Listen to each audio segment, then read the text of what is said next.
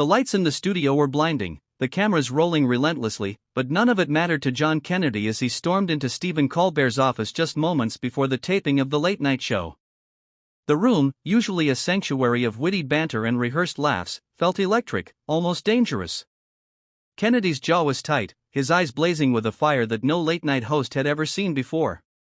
Colbert, for his part, sat behind his desk, smiling politely, unaware of the storm that was about to erupt on his polished stage.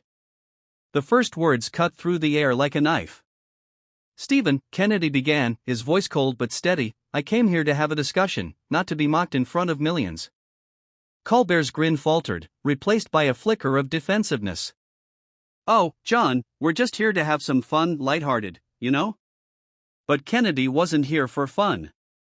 He had spent weeks watching politicians manipulate truths, bend words, and humiliate others for ratings. He wouldn't be another pawn in a late-night game. The tension escalated. Colbert tried humor, throwing a sly joke about political scandals, but Kennedy's patience had worn thin. He leaned forward, his voice rising just enough to demand attention without losing composure. "This isn't entertainment. Real people's lives are being affected by the lies you casually joke about."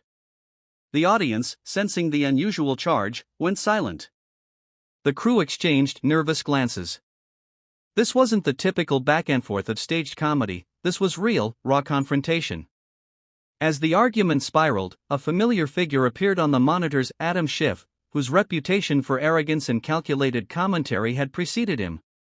The story of his career, built on public humiliation of opponents, seemed to hang in the air like a dark cloud. Kennedy, seeing an opportunity, directed a sharp critique towards Schiff's tactics. Every word landed with precision, dissecting the man's public persona, his hypocrisy, and the calculated cruelty he had wielded for years. The effect was immediate. Schiff's confident smile faltered, the audience gasped, and Colbert, ever the mediator, realized the game had changed. The confrontation reached a boiling point when Colbert attempted to regain control, trying to steer Kennedy back into the expected, friendly debate. But Kennedy's moral compass wouldn't allow it. He spoke with conviction, recounting stories of ordinary Americans hurt by political theater, connecting the dots between media manipulation and real-world consequences. His words, layered with both anger and empathy, struck a chord with everyone in the room. The viewers at home could almost feel the weight of his sincerity. Then came the moment no one expected. Kennedy, refusing to be softened or sidelined, stood tall and delivered a final, crushing line aimed at Schiff's public persona, a sharp, undeniable exposure of the arrogance and duplicity that had defined Schiff's career. The silence aft.